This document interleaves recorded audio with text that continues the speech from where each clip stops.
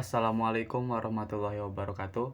Perkenalkan, nama saya Hoerun Maulana Naslihin dari kelas 11 PPLG 2. Di video kali ini saya akan menjelaskan tentang deployment diagram, package diagram, dan sequence diagram, dan apa saja fungsinya dan apa pengertiannya dan cara membuatnya. Tanpa basa-basi lagi, kita lanjut ke materinya. Yang pertama ada sequence diagram. Nah, apa itu sequence diagram? Sequence diagram adalah salah satu jenis diagram dalam Unified Modeling Language atau yang bisa disebut dengan UML yang digunakan untuk menggambarkan interaksi antara objek dalam sistem berdasarkan urutan waktu. Diagram ini menunjukkan bagaimana objek berkomunikasi satu sama lain melalui pesan dalam sebuah skenario atau proses tertentu. Nah, tujuan dari sequence diagram yaitu yang pertama, menjelaskan bagaimana proses dalam sistem berjalan dari awal hingga akhir. Yang kedua, memvisualisasikan urutan pesan yang dikirim antar objek.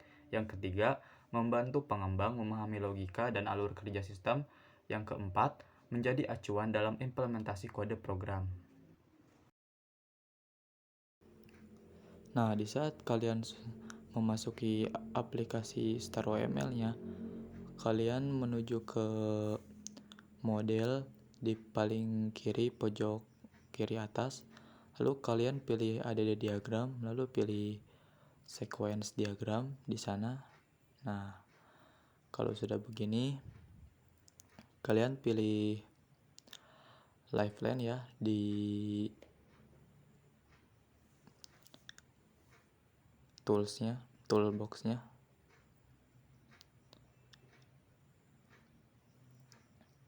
Nah, terus kalian terserah mau namain apa. Kalau saya temanya perpustakaan, jadi yang pertama saya bikin lifeline-nya pegawai, petugas pegawai. Nah, seperti ini ya. Supaya tidak memanjangkan waktu durasi video, saya akan mempercepat videonya dan menjelaskan diagramnya di akhir video. Simak baik-baik.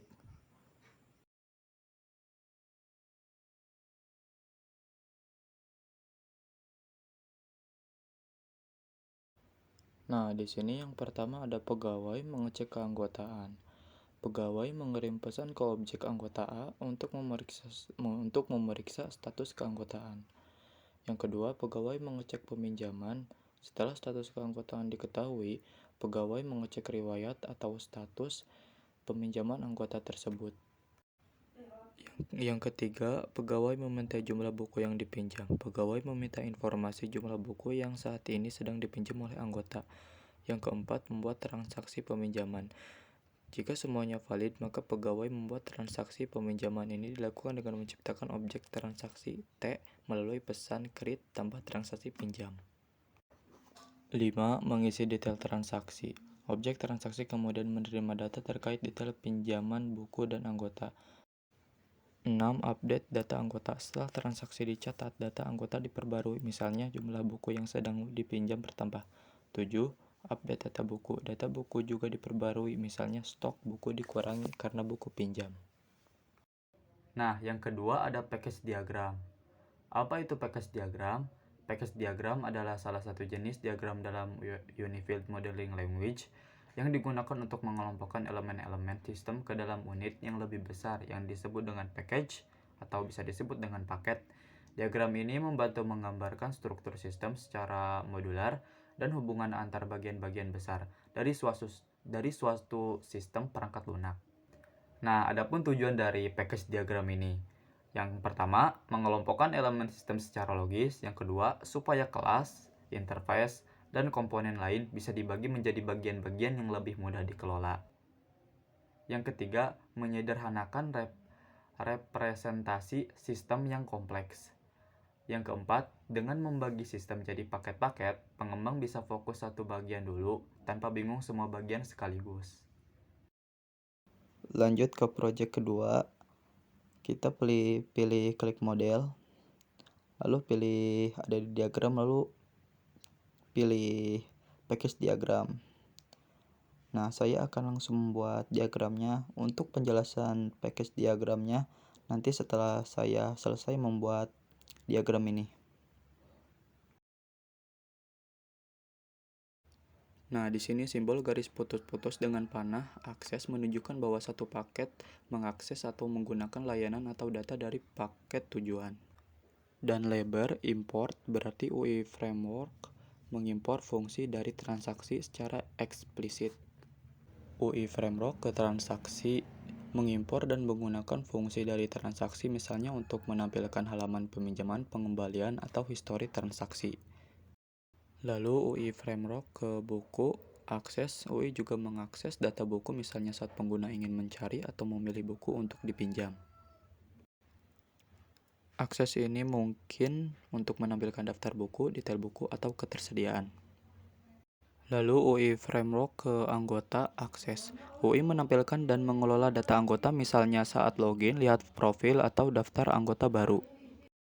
Dan transaksi ke buku akses. Saat transaksi peminjaman dilakukan, sistem perlu memeriksa dan memperbarui status buku, misal stok berkurang. Transaksi membutuhkan akses ke data buku untuk ini. Dan yang terakhir, transaksi ke anggota akses. Untuk mencatat peminjaman transaksi perlu tahu data anggota, ID, status, jumlah, pinjaman aktif, dan sebagainya. Ini juga digunakan saat update status anggota, misalnya menambahkan jumlah buku yang sedang dipinjam. Nah, yang terakhir atau yang ketiga ada deployment diagram. Apa itu deployment diagram? Deployment diagram adalah salah satu jenis diagram dalam Unified Modeling Language atau bisa disebut dengan UML yang digunakan untuk memodelkan arsitektur fisik dari sistem perangkat lunak. Diagram ini menunjukkan bagaimana perangkat lunak dijalankan pada perangkat keras, hardware tertentu termasuk node, server, perangkat, komponen perangkat lunak, dan hubungan komunikasi antar node. Adapun tujuan dan fungsi dari deployment diagram. Yang pertama ada menunjukkan bagaimana sistem dijalankan di perangkat keras. Yang kedua, menggambarkan hubungan antar perangkat atau node. Yang ketiga, membantu perencanaan dan pemahaman deployment system. Yang keempat, mempermudah pemeliharaan dan troubleshooting. Lanjut ke project ketiga. Di sini saya akan membuat deployment diagram. Caranya sama kayak tadi, klik model, lalu pilih add diagram, dan pilih deployment diagram. Nah, sudah seperti ini. Lalu saya akan membuat diagramnya terlebih dahulu. Untuk penjelasannya akan ada di akhir.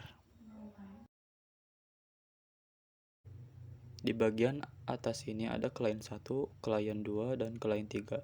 Ini menggambarkan pengguna yang mengakses sistem perpustakaan online, misalnya dari komputer atau HP mereka. Semua klien ini terhubung ke server web, tempat di mana halaman web perpustakaan ditampilkan. Server web terhubung ke server aplikasi, yaitu server yang menangani proses logika sistem seperti peminjaman buku atau login pengguna. Lalu server aplikasi terhubung ke server basis data, tempat di mana seluruh data disimpan seperti data buku, data anggota, dan riwayat peminjaman. Nah, kesimpulan dari materi kali ini yaitu deployment diagram menampilkan bagaimana sistem dideploy pada perangkat keras seperti server atau perangkat lain dan menunjukkan hubungan antara node. Yang kedua, package diagram mengelompokkan elemen sistem seperti kelas atau komponen ke dalam paket untuk memudahkan organisasi dan modularisasi sistem. Yang ketiga yaitu sequence diagram, menggambarkan urutan interaksi antara objek dan komponen dalam sistem, membantu memvisualisasikan alur eksekusi proses. Sekian video dari saya, mohon maaf apabila ada kekurangan dari video saya dan mohon maaf apabila ada kesalahan kata. Terima kasih telah menonton sampai akhir. Walid Taufiq Walidayah. Wassalamualaikum warahmatullahi wabarakatuh.